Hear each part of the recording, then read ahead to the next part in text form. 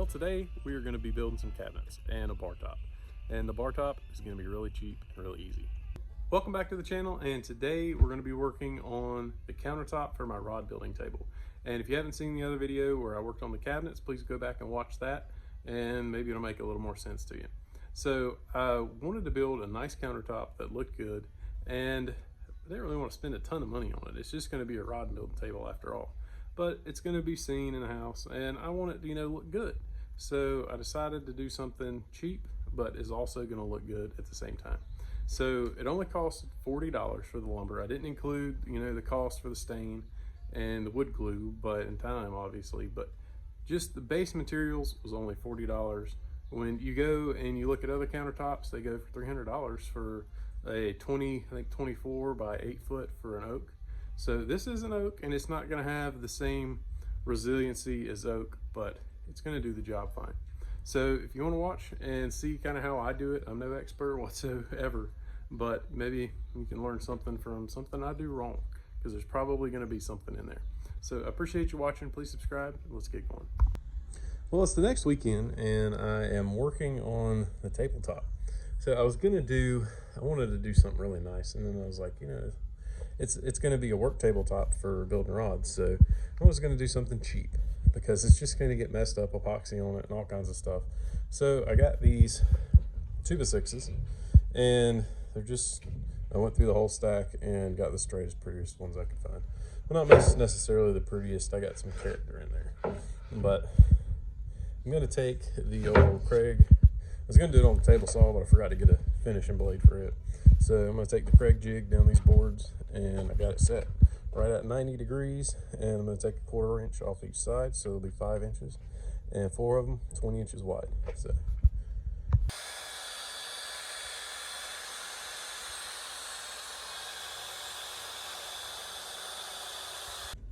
well, she's not 100% perfect, but to be honest, that's about as good as I would do on a table saw. So no, I've got the heater going in here because it's been 70 degrees all week, but of course today it's about 47. So I had my 4 boards cut, and I was putting an end clamp on here to make sure the end stayed square. Well, it's kind of hard to see, but this one has got a really bad twist in it that I didn't see. So I bought an extra one just in case I missed one, which I figured I might. And luckily I didn't, but it's going to have to get used. I culled it because it's got some knots, which I'm going to have to fill, but this is what it is. It'll work. So I'm going to go ahead. I've got 2 big clamps in the middle, and then I'm going to clamp the ends where the ends stay flush, and put clamps in the ends as well, clamping it together. So far, it's not looking terrible. Got a little bit of gap in there, but we'll see what it looks like once it gets squeezed together with about 5-gallon bucket of glue. Anyway, I'm going through and just checking my boards. These are just, I think they were 9 something a piece, just framing boards. So I'm going through, like this one has a knot on the edge. Obviously want that down, and I don't want that on an edge. Which, you could if you wanted to keep the characteristic, but I don't. So that's going down, and it's going in the middle. This one's got a good clean edge all the way down, and I'm checking, making sure I get the cleanest side up. The only board, this one right here, I don't know how I ended up with this one. I had the dog, a kid at Lowe's going through boards, and that's how I ended up with not the greatest selection, but it's okay. We can make anything work. So I'm just getting everything kind of laid out where it's going to be the best that it can for what we got. So, and I'm going to go ahead and get I don't think I've got another piece of metal, but I'm going to get my ends kind of squared, kind of get everything set up, get my clamp set. And I'm going to clamp both ends with something on top, a piece of metal or a piece of wood to keep them nice and square. Clamp in the middle. I'll see how it goes. I may have to weight something or clamp something in the middle, but right now it looks like they're all setting really nice. So, of course, this one, see, I've got a bit of a gap down there. It's got a little bit of a bow. Hopefully, I may go ahead and clamp that down and see if we can draw that in, and if not, I may have to put that one more in the middle. We'll see.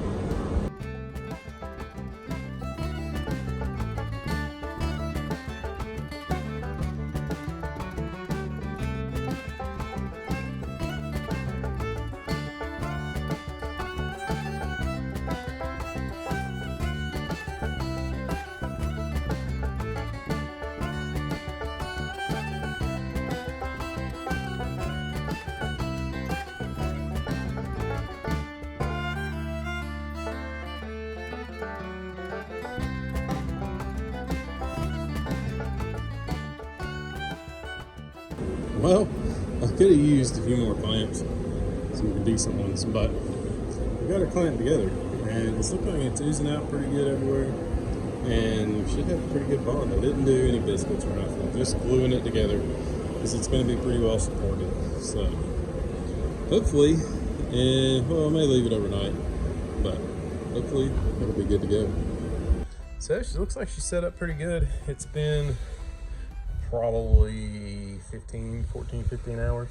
So it should be good and set, so we can unclamp it and get this thing outside where I'm not completely covering my barn with sawdust, and get this thing sanded down.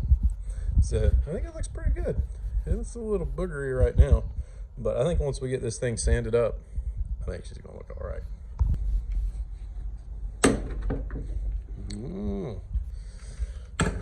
Lots and lots of clamps, but I still don't have enough.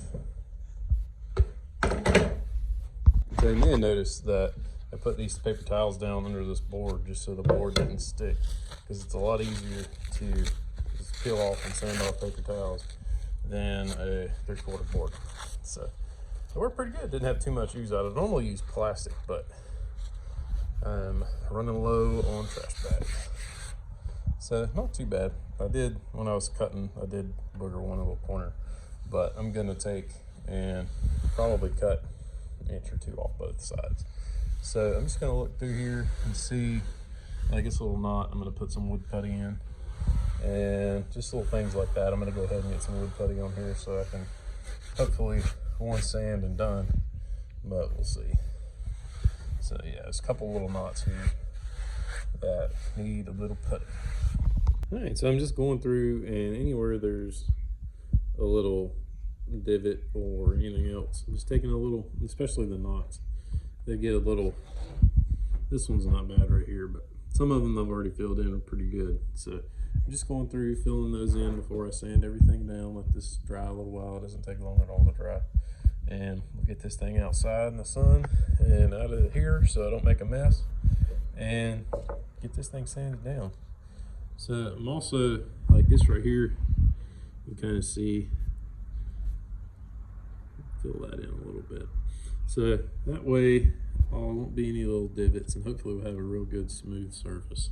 This stuff matches up pretty good. This is just, I think, Ace Hardware natural wood filler, and it seems to match up pretty good. So you can use a putty knife, which is probably better, but trying to find a putty knife around here, even though I have about 15 of them, is about impossible. So out of just necessity, I started using my finger years ago, and that's just what I've done. So my goal here is, once this dries, I'm going to sand it all out, and I always, go pretty heavy on it, just smush it down in the gaps and the cracks, and one sanding, one putty, and hopefully done.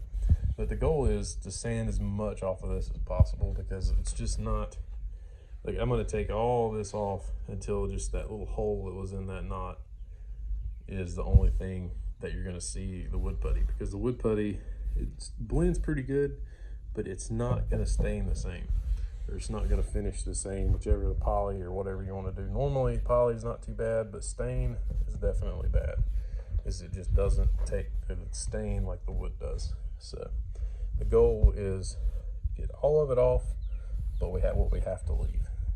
Well, I got her out here, and I got a good rough sand on it, front and back. And I did fill in just a touch more, and then sand it again with just 80 grit and the big sander. So I got it pretty good and smooth. And I am gonna I got a round over bit on my router. I'm gonna round over the edges, because since this is such a soft wood, it's just the sharp edges won't hold. And so we're gonna round up. I'm gonna leave the back side square, that's gonna be against the wall, and then round over the sides. And I think I'm gonna make this the front.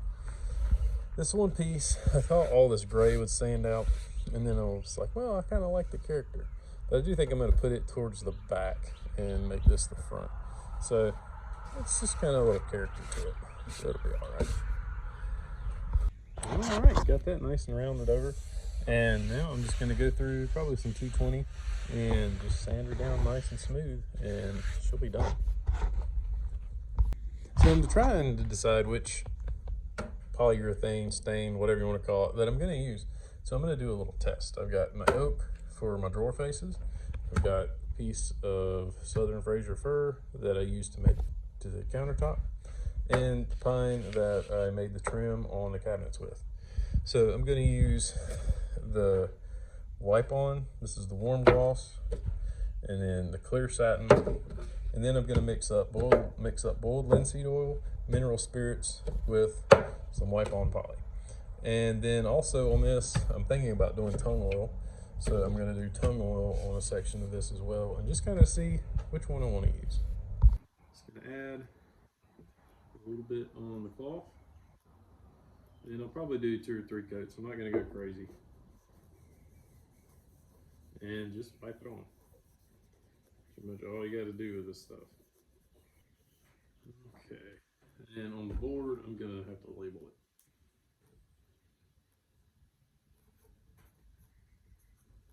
So there's that one. And now for my mix, I've just got a little cup. I'm gonna do equal parts mineral spirits. I'll get it as equal as I can. I'm not gonna measure it out. I just need a dribble. And then boiled linseed oil. A little dusty. So I've had this stuff for quite a while, so it may, I don't think it'll change the outcome. Hopefully not. And if you want it a little bit yellower, you could put a little more linseed oil. And then now the wipe on poly. I guess you could use either one really. You could use the warm gloss, you could try that. This is just what I've used in the past. So get that good and mixed up. And you can see, I mean, it's a little pea yellow. That just for lack of a better term there. So, probably should be wearing gloves. But, and this, I don't think this gives you as, if you're looking for a gloss finish, this little mix is not it. So this won't give you that.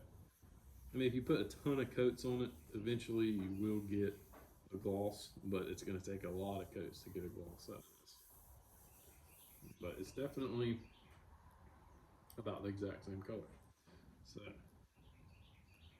let's see what we like here. And I've sanded all these down with 220 before I did this. So, well, it's been a couple hours, and I did not sand in between coats, but they've got about 3 or 4 coats on them right now, and it's been about an hour. And you know, you could do way more coats, and yeah, the camera's picking it up pretty good. But this is the warm gloss. This is just the clear satin. I'll take these out in the sun too, but it's just kind of the same on this, but just lighter because the wood's a little bit lighter. And then this is the mix, and it doesn't have any gloss to it really whatsoever. It's more of a satin, maybe satin, more of just, almost looks like tongue oil with just a touch of gloss. And back here's tongue oil, and I did do mineral oil right above the tongue oil, and I can't really tell any difference, to be honest. And the mineral oil, I got this, I've been using this got off Amazon, been using it for a couple years on here and there, and it's way cheaper than tongue oil. So let's take this piece out here to the top and see what we want to do. I got it out here in the sun, and when the sun hits it, it's really all looks the exact same. You can tell the warm gloss has a little more gloss, but mix somewhat. So I'm back in the shade over here, and it's really doesn't change the color much at all. I mean, you can tell in between it does a little bit, but to tell the difference, you can't really tell. I mean, honestly, the tongue oil, you got to put way more coats to get it good and sealed. So trying to get, you can see kind of gloss, warm gloss is definitely glossier, and it just kind of goes a little bit less glossy as you go down.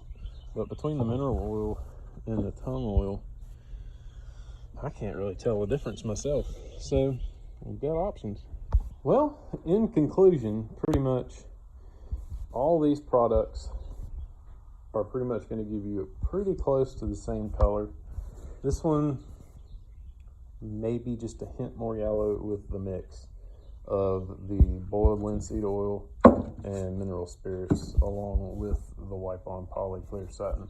That one definitely has the dullest gloss, satin next, and then the gloss that obviously has quite a bit more gloss, which it's all kind of a preference. But I really just I thought the color would be quite a bit more different in the 3, and it really isn't.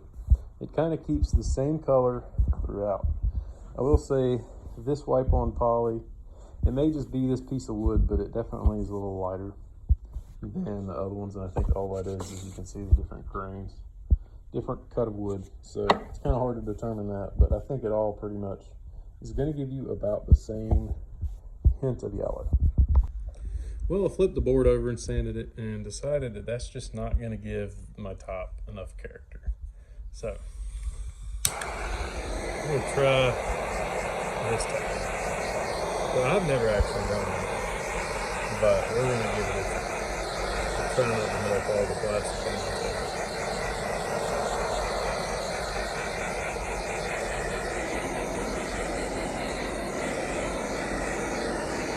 It's really hard to keep eating.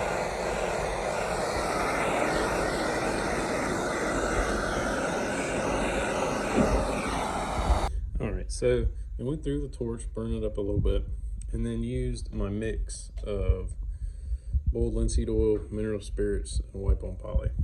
And I think that's definitely my favorite.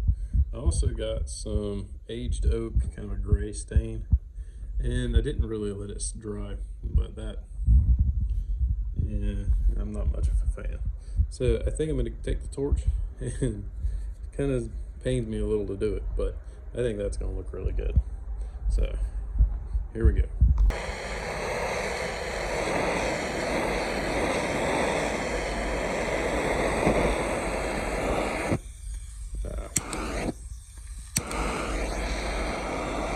This might be a process.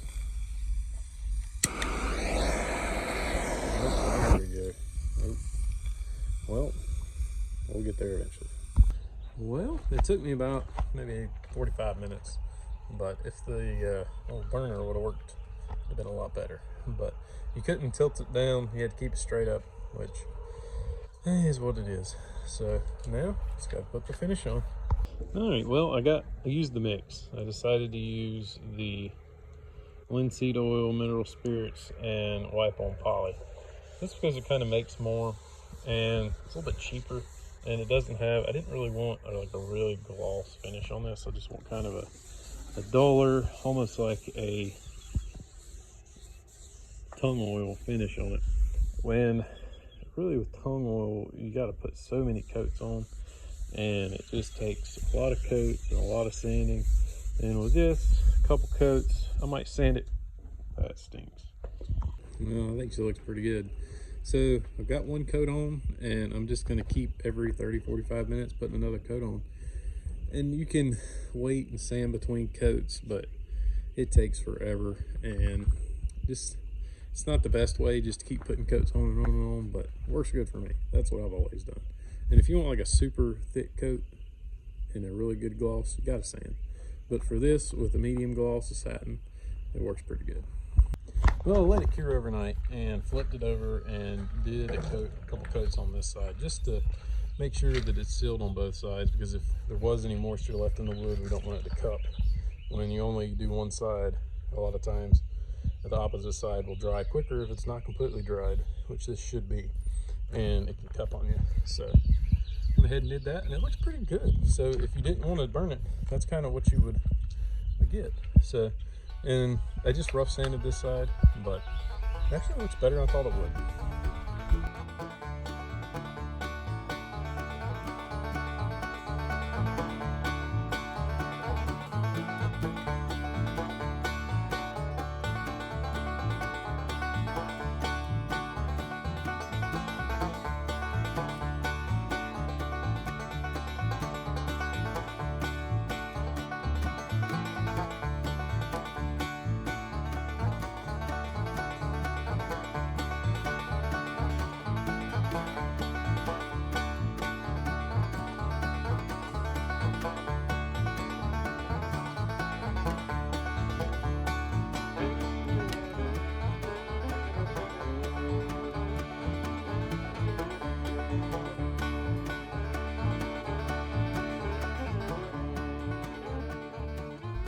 Well, we got it all put together, and I was trying to rush the light because it's getting dark, and trying to get this thing done this weekend.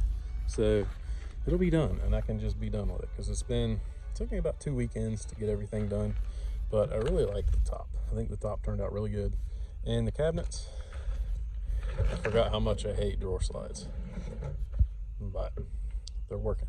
So I had 2 issues on the drawing from what actually turned out.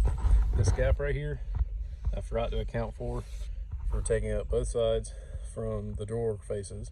And also somehow my cabinets down here were a little bit tight. So I had to take my big belt sander and sand those down a little bit just so they would fit. Because I mean, it was like a 16th, maybe an 1/8 too wide when you accounted for the drawer slides. The top is perfectly fine. I'm not sure what happened on the bottom. It could have been that I got my trim just a little off, but that was really the only issue I had. So the top altogether, $40 for the wood, and then I guess you could figure in sandpaper. I'm not gonna do it. Sandpaper and finish, and a little bit of propane to burn it. And that's really all that I've got in it. So is it gonna hold up forever? No. Is it the best for a high traffic bar top? No. Is it cheap? Yes. Will it work? Yes. And it'll last for quite a while. And I mean, even though it's a softer wood, the best thing is with this finish, you can sand it down and have it completely refinished in no time. So it's something that will require some maintenance, and take finishing every once in a while if you use it a lot. But really, for $40 a piece, you can get the oak bar top for a piece this is actually 20, but I think it's 24 by 10 is like $400 or something. I have to look again, but it's $300-400. It's really expensive. So I mean, to be what it is and look like it does for the purpose that I need, it's gonna work just fine. Well, that's it for this one, and I hope you enjoyed it. And if you didn't catch the one where I built the cabinets, go back, please watch it, and maybe I'll learn something from something I did wrong in that one too. So I hope you like this, and I'm not trying to mislead anybody with the $40. It really, that's what the wood costed. So at Lowe's, and it's cheap wood. It's a little soft, but you got to pick through the boards to get the straight ones, which I'm sure they love, but that's the way it is. So I appreciate everybody watching. Hope you liked the video. Maybe you learned something, maybe you didn't, but please leave a like, subscribe, and I'll see you next time.